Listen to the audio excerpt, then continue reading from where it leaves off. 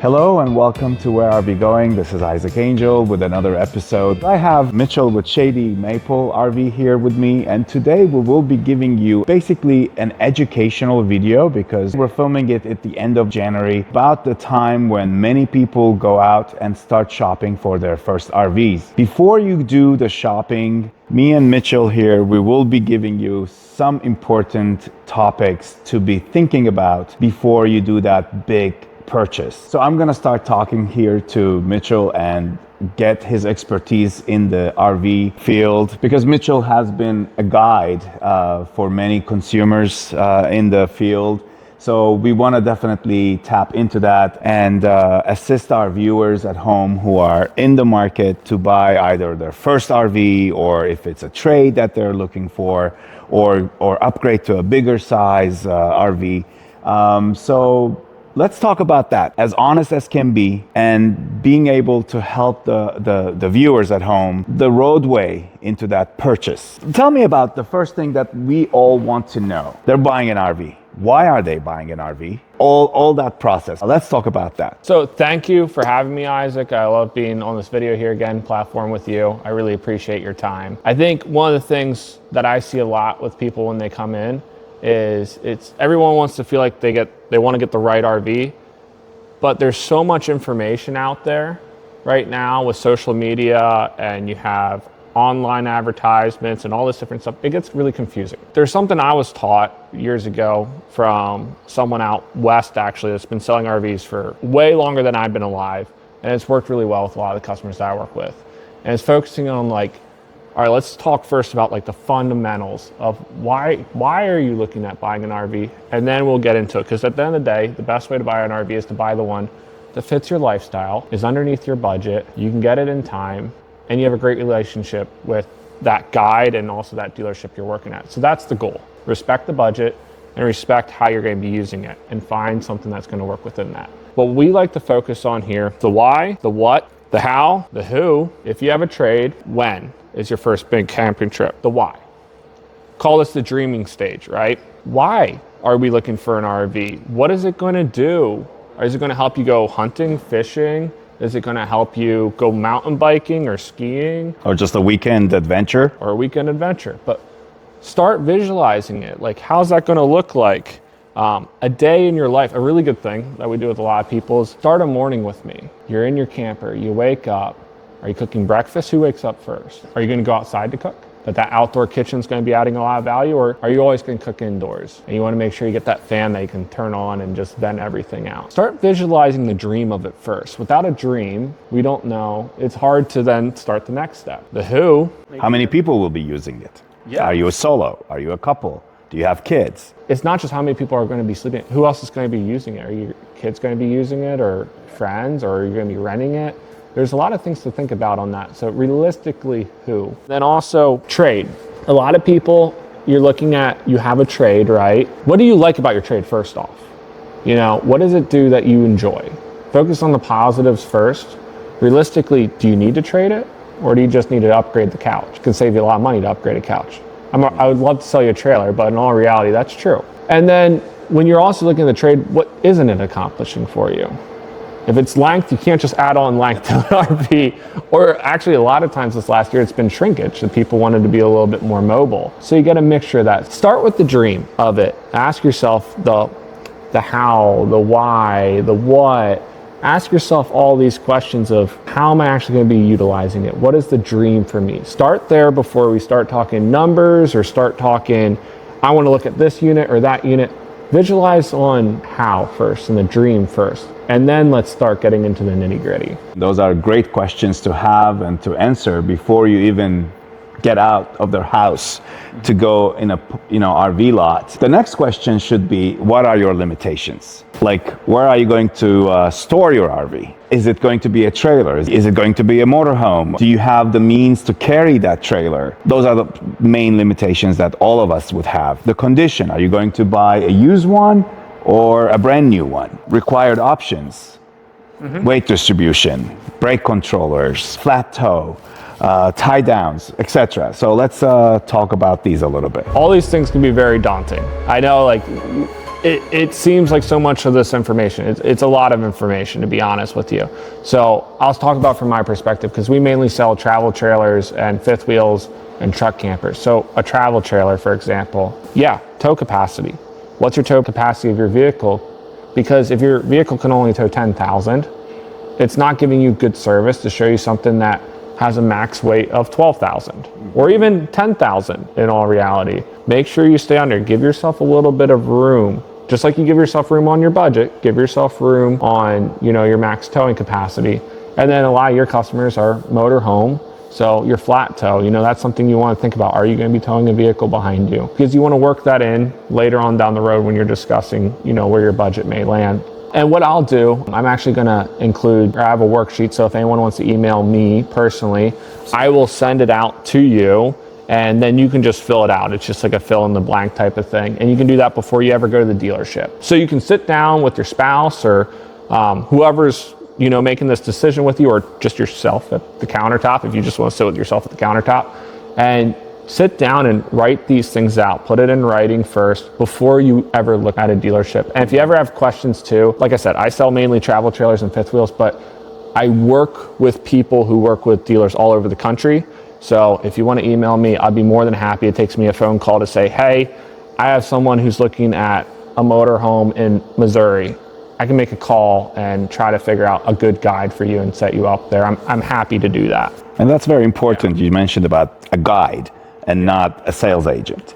The guide, that's something I'd like to emphasize on the whole experience of buying an RV. You want to have a good guide, somebody who will take you from point A to point Z, the whole process, with all the honesty, with all the truth about it, so that you feel confident that you're doing the right thing with the right people. So that's very, very important. Unfortunately, like every car dealers, RV dealer, anything that's in sales, there's some bad apples out there, and people have had bad experiences. And it's really important. And I want to emphasize, it's okay that if you go to a dealer, you're talking on the phone with somebody, if a red flag gets thrown up, it's okay to say, you know what, maybe I asked for a different salesperson, or maybe I look at a different dealer, especially if you talk to multiple salespeople at a dealership and you get the same thing. It's okay to do that. Don't be afraid to do that, because good guides are going to focus on these questions and trying to help achieve your goals. They're not going to try pushing you into the most expensive product on the lot, or whatever they're getting the most commission on, or whatever has the newest that, or whatever they sold last week. They're going to try to focus on you. Yeah, make sure you're talking to somebody who wants to focus on you and give you a good experience, and also a good experience after the sale, a good experience during your orientation when you pick up your camper, that they're showing you everything working, how to use it, and all that stuff. You want a relationship at the end of the day. You want to get a good camper that fits your lifestyle, is underneath your budget, and have a good relationship. Those are the happiest campers, because this is fun. This should be fun. This should not be a pain. This should not be something that is scary and daunting, and unfortunately it is. Correct. At the end of the day, it's a high price item, and you want to get the best value and best deal you could possibly get. So guides are very, very important. So make sure you get the correct guide. Okay, so now that we have the guide picked up and we trust him and there's some sort of a relationship already in place, we want to talk about money. Money is, I guess, the most important part of the whole deal, right? Is this something that you can afford? What's your budget before you even go to a dealership? Are you going to have a trade-in that has some value to it, or maybe you're already in a negative on it? Let's talk about the whole money perspective. Yeah, it's the conversation that nobody really wants to have, in all honesty. And a lot of times what I find is you get people coming into the dealership and they want to look at campers, but they don't want to talk about the money first. That's not really fair to either party, because now I might be showing you a $50,000 RV, but realistically your budget isn't there. So now you're looking at something and you get your hopes up and you love it, and we spend 3, 4, 5, 6, 7 hours talking about this unit, and now it can't happen. Talk about the money before you ever even talk to a dealership. Before you even start looking at a trailer, you owe it to yourself to have that conversation. Say, all right, realistically, where's my budget? How am I going to buy this? So there's cash. Cash is pretty easy. Let's say you're cash and no trade. $40,000, it could be $1 million. Cash is easy, right? It's just, that's my budget. Now, when I go into a dealership, I'm looking at trailers that with all fees, all taxes, all that fun jazz, that it's underneath my budget, right? Then you get into, maybe you're paying cash, but you have a trade, right? So now you want to focus on what's the difference between the value of your trade and the next thing you're buying. Where's the difference of it? The difference is what matters in the trade. Then there's also the financing aspect of it.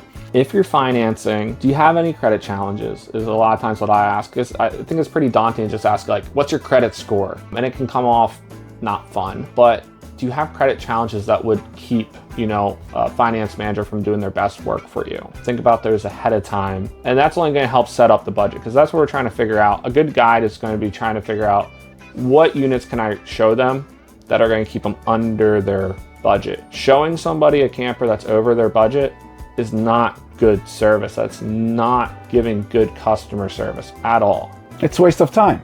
For both parties. Both parties. We don't want to waste our time. Our time is valuable, but also we want to get you into a camper, just like we talked about the dream. So let's figure that out. Have those conversations before you ever go to a dealership. And then when you go to a dealership, it's okay to have that conversation, because that's not part of the negotiation at all or getting the best price at all. That's just setting up the boundaries. And I think also one thing that you mentioned, I don't want it to be skipped. It's important when you go to a dealership and discuss money, ask them all about the aspects, the hidden fees. There's always a whole list of the fees that they show up at the end when you're ready to sign.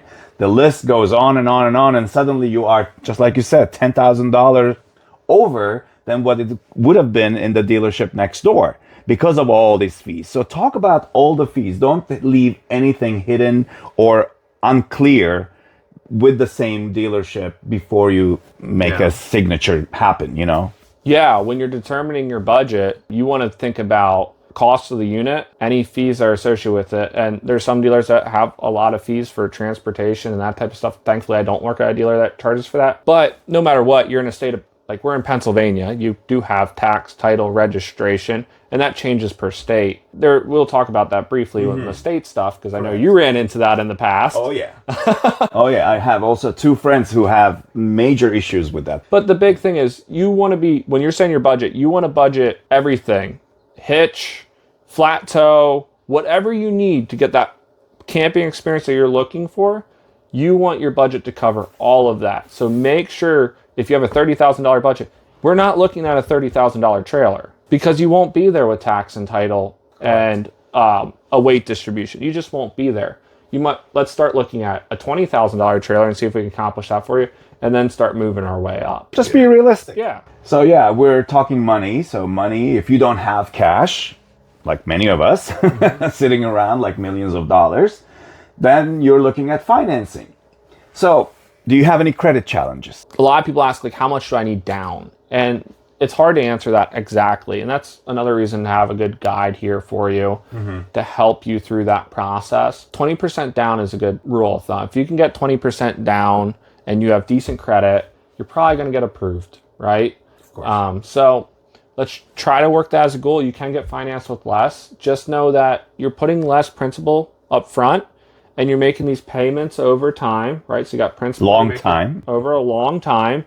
And if you're selling that RV in a couple of years and you didn't put much down and the RV depreciates, it's going to be a negative equity position. And unfortunately, during COVID, that's what a lot of people are in, is they got these really long loans and they paid full MSRP during COVID, and now they're coming in and try to trade, and they're in an extreme negative equity position. It's really hard to help those people out. It's all that more important you have these conversations ahead of time. But wherever we're starting to look at RVs, let's start lower. Wherever your budget is, your max budget, let's look at stuff less than that. That's the better way of doing it. Because if you can find something that's $10,000, $15,000, $20,000, $30,000 below your budget, you're winning, man. Yeah, that's the best way to do it. That's true. That's a good point. Yeah. That's valuable information right there. All right, Mitchell. So how to find the correct dealer? How to find a good RV guide?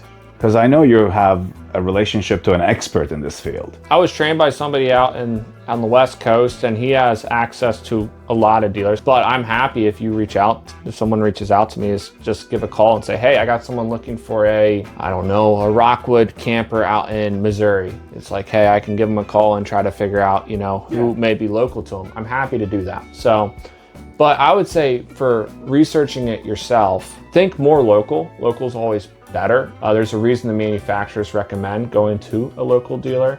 The local dealer, you're typically going to bring it back to for service. You want that long-term relationship. If you're driving 16, 18 hours, 12 hours, 8 hours, whatever it is, and now you take it home and something's not right. Humans can make mistakes. I'm not going to say I never had someone take home a camper and it's like, hey, a piece of trim fell off or something happened and we had to make it right during warranty. It's hard to do that when you're so far away.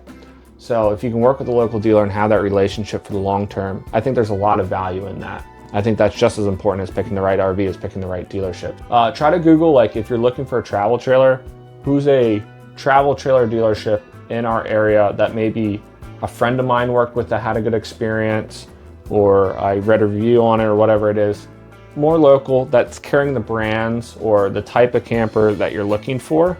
Don't go to a motorhome only dealership if you're looking for a travel trailer, or don't go to a travel trailer only dealership if you're looking for a truck bed camper. A truck bed camper. It's try to find somebody that carries the product and is more local to you, or maybe even local to where you camp. Maybe they're 5 hours away from you, but you camp there 3-4 times a year, so it's not that bad of a thing to do. And then also when you're calling or emailing, I always recommend get on the phone with a guide or a salesperson. But when you're having that phone call conversation with them, talk to them like you would be talking to a new friend or acquaintance, and see if any red flags come up. Ask them these questions about the dream that you have and what you want to accomplish.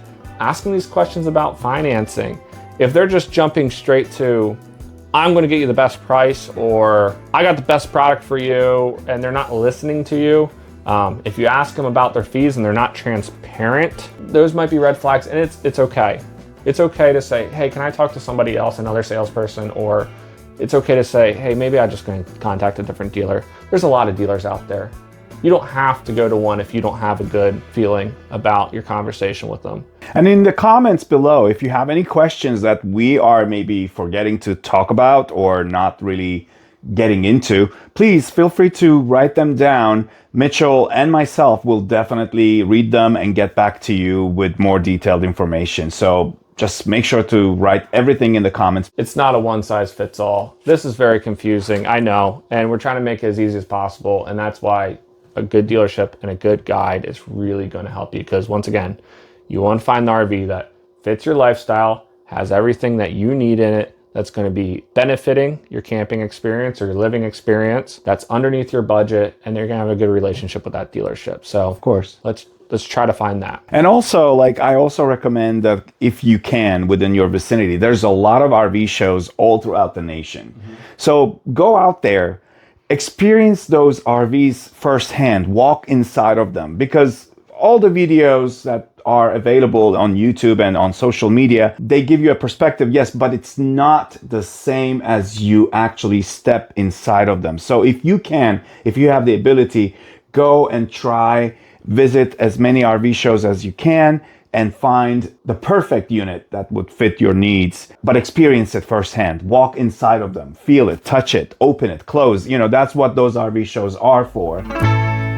All right, so the next topic is the review. Tangible features and the review of the whole RV before you make the purchase. Yeah, so this is you already have, it's you went to the lot now, you picked out your dealer, that guide, that salesperson that you worked with helped you pick a unit, right? So you have this unit, you want to make sure, is this the right unit for me? Whenever I'm out on the lot with a customer, I like to preface it before we ever look at the unit. So I said, hey, let's do a review once we're done. Let's sit down and go over it. One of the things that's been really helpful for a lot of people is I call it the tangible features. These are features that you can see, feel, touch.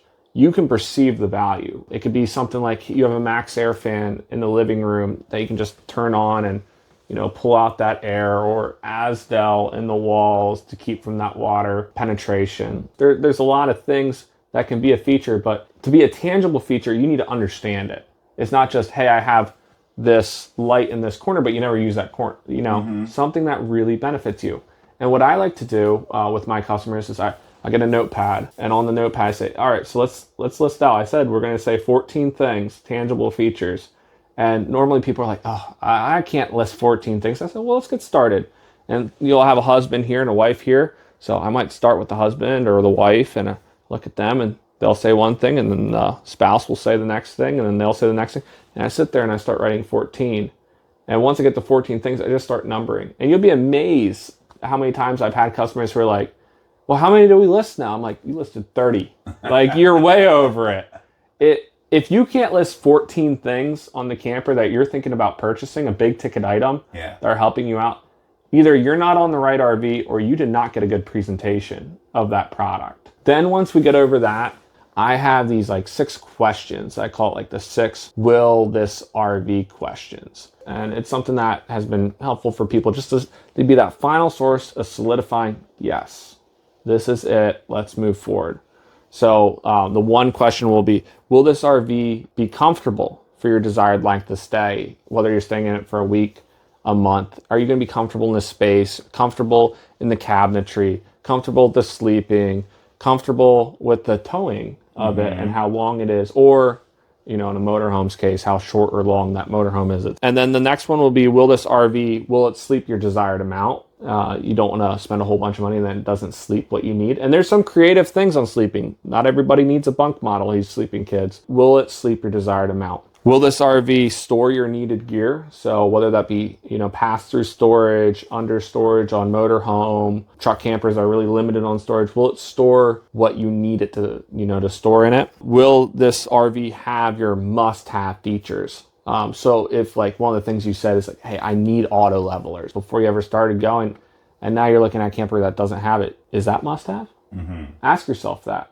Maybe you thought it was, and maybe now it's not. If it doesn't have it and that was a must-have feature, maybe we got to look at another unit. Then at the very end, it's, will this RV be the one you see yourself camping in?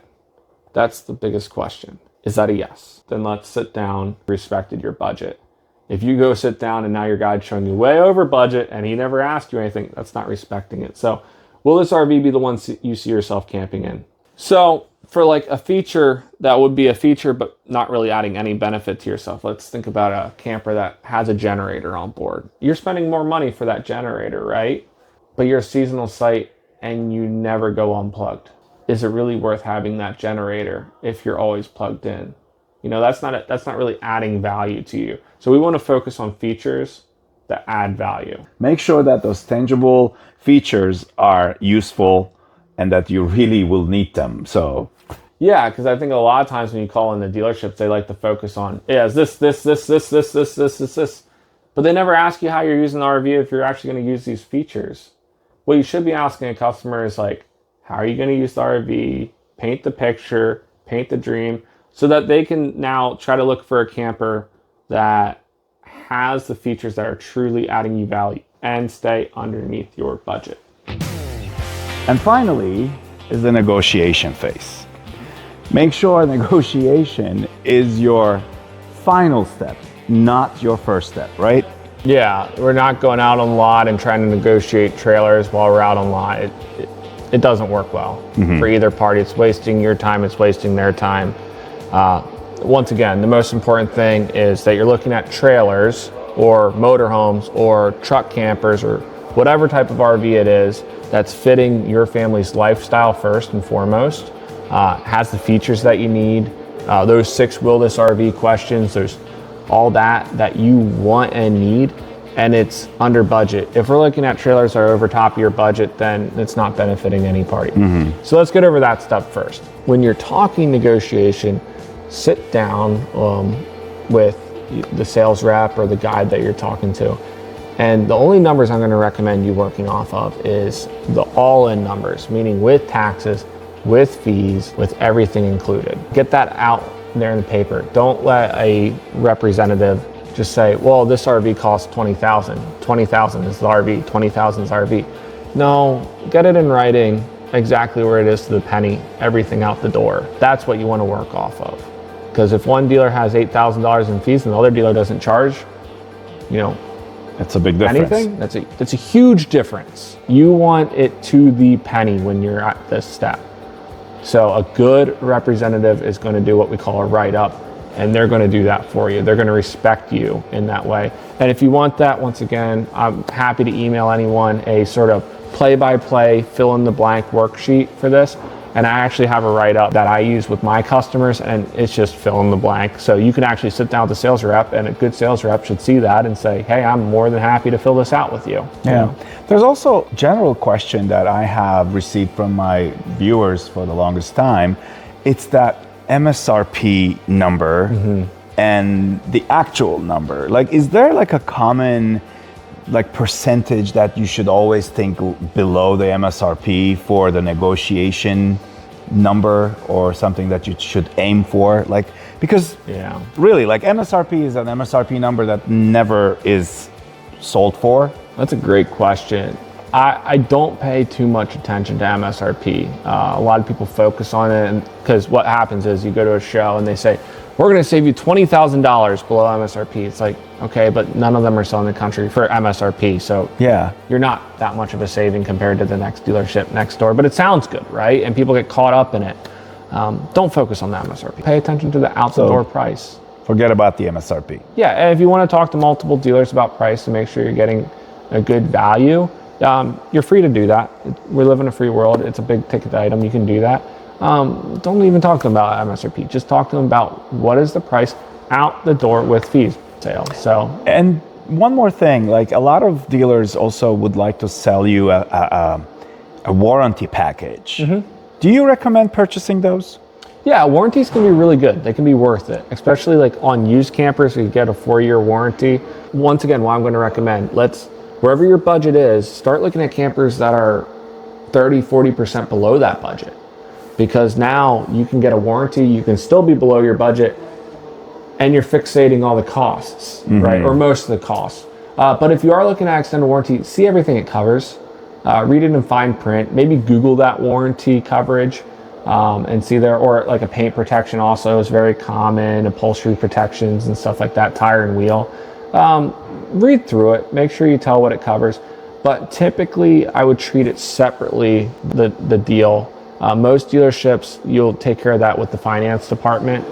And they'll take care of it on that end. But when you get to that step and you're looking at, the best thing to do is give yourself room in your budget so that you can afford those, because it fixates everything for you. This conversation, I think it's very essential, and it's very valuable information, especially for those who are the first timers. You know, if you've already had an RV and if you already traded in or sold it and bought a new one, so you're somewhat seasoned. But if it's the first timers, use this information, use Mitchell and his expertise, and protect yourself. Make sure that you have the correct RV, all the correct information before you sign that contract. And if you have any more questions that we forgot to mention about or talk about, please let us know in the comments below. We'll get back to you as soon as possible. And if you enjoyed this video, please like and share with your friends. If you know anybody who is in the market, who is planning to buy an RV, share this video with them. And if you haven't subscribed to the channel, please do so. And until the next time, see you on the road.